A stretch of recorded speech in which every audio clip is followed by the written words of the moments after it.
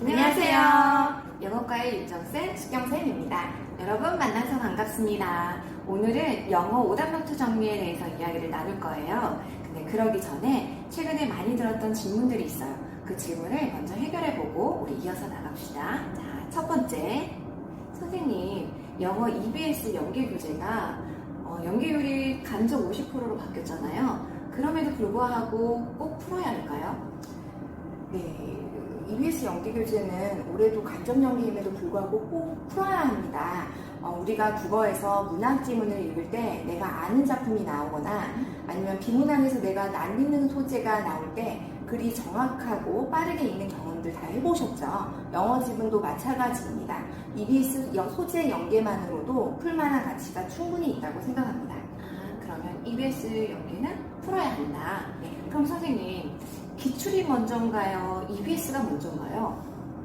지금은 EBS를 마음급하게도 나가는 친구들이 있더라고요. 그런데 기출이 먼저입니다.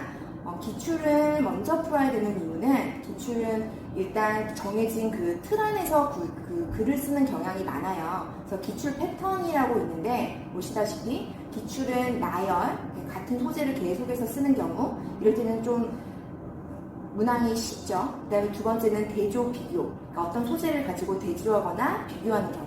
그리고 세 번째는 어떤 문제를 제시하고 해결하는 것. 근데 추상적인 지문이고 좀 구조가 어려울수록 같은 내용이지만 표현을 다르게 하는 재진술이 많아요. 내 친구들이 그것 때문에 되게 혼동하는 경우들이 있는데 이게 재진술이구나 할 경우는 되게 구조도 잘 잡히고 지문 이해도 많이 쉬워져요. 그래서 이런 기출 패턴들을 내가 기출을 통해서 많이 분석하고 나서 그 다음에 그 패턴을 EBS에 적용해보는 게 되게 중요한 것 같아요. 그러면 EBS를 하기 전에 기출을 먼저 풀고 분석하고 그것으로부터 배운 것을 EBS에 적용해보기. 네, 이 말씀이신 거죠? 네. 그럼 선생님, 기출은 7개년, 10개년 도대체 얼마나 풀어야 되는 거죠?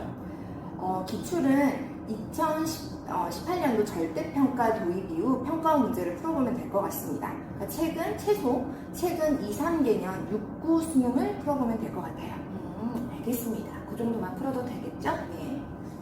그럼 선생님, 우리 이제 본격적으로 영어 오답 정리에 대해서 한번 알아보고 싶은데요. 우리 영어 오답 정리는 꼭 해야 되는 걸까요? 정답은 yes입니다. 무조건 해야 돼요. 왜죠?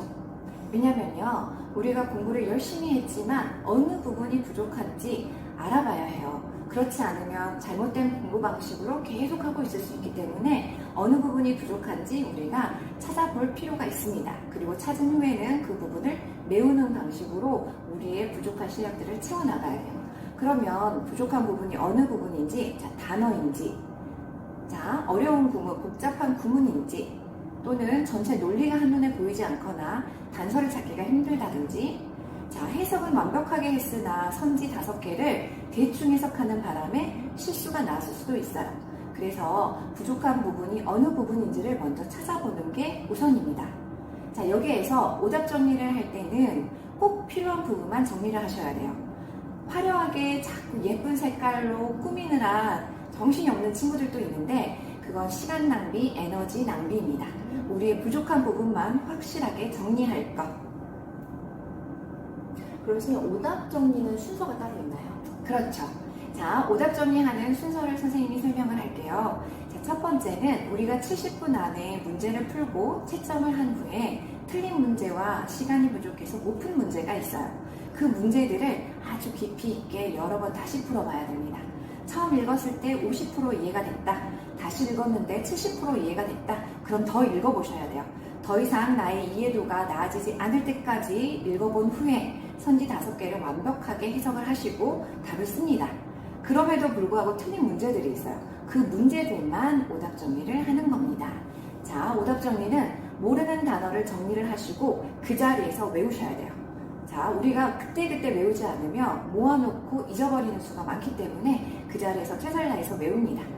두 번째, 구문 정리를 하는데 구문은 2가지로 나뉘어요. 영어를 한국말로 바꾸는, 즉 해석 자체가 안 되는 구문이 있고 해석은 했으나 이 글 안에서 어떤 내용인지 그 문장이 의미하는 바가 뭔지를 우리가 알지 못할 때도 있어요.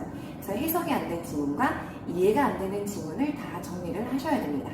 자, 마지막으로 이 글의 전체 논리를 파악하실 줄 알아야 돼요. 어느 부분이 통념이고 어느 부분이 예시고 어디를 내가 버려야 되고 어디를 감으로 읽어야 되고 전체적인 논리 파악이 되고 난 후에는 자, 정답 근거까지 스스로 찾을 수 있습니다. 자, 이렇게 이 과정을 한마디로 표현하자면 내 옆에 있는 친구에게 이 질문을 내가 다 설명할 수 있다. 자, 선지 해석을 해주고 이러이러해서 답이 이거야 라고 설명할 수 있다면 완벽한 오답 정리가 되겠습니다. 자, 영어 오답 정리는 간단해요. 모든 지문을 이런 식으로 여러분이 정리를 하시면 됩니다. 보기 좋게 선생님이 예시를 지금 올려놨는데 내가 해놓은 오답 정리가 잘 되어 있나 확인하고 싶으면 첫 번째, 모르는 단어 있었나? 정리했나? 두 번째, 복잡한 구문을 내가 분석을 했고 이해가 됐나? 세 번째, 글 전개 방식을 내가 친구한테 설명할 수 있나? 네 번째, 선지 해석, 즉 5개를 내가 완벽하게 해석을 했는지 해설지와 확인을 해본다. 자, 마지막으로 이러이러해서 정답의 근거가 여기라, 답이 이거다 라고 내가 찾아낼 수 있다면 퍼펙트한 오답 정리가 되겠습니다. 자, 지금까지 오답 정리에 대해서 이야기를 했고요. 자, 2021년도 영어과에서 진행하는 특강에 대해서 간략하게 설명을 할게요.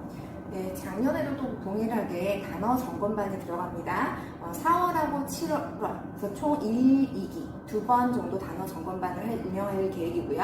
그 다음에 영어 문법 왕 기초반이라고 선생님들이 개설할 예정인데, 이 친구들은 영어 기초가 잘 안 돼 있어서 인강으로도 지금 소화가 안 되는 친구들도 있을 것 같아서 그 친구들을 위해서 영문법반을 개설할 예정입니다.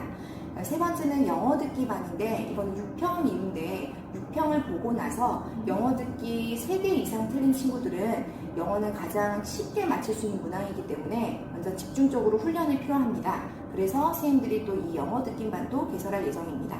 자, 그리고 7월 마지막 주에는 경찰 사관학교 준비 학생들을 위해서 어법 모의고사 반을 6편 이후에 개설할 예정이에요. 그래서 우리 거기에서 모여서 열심히 공부해 봅시다. 자, 마지막으로 9편 이후에 지금까지 우리가 쌓아놓은 실력을 열심히 연습할 수 있도록 모의고사 트레이닝반을 2달 동안 오픈할 예정이에요. 그래서 필요한 친구들은 언제든 신청해서 선생님들과 함께 연습해 보도록 합시다. 2021년도에는 영어 때문에 발목 잡히지 말아요, 우리. 자, 지금까지 영어과의 윤정쌤, 식경쌤입니다. 굿바이!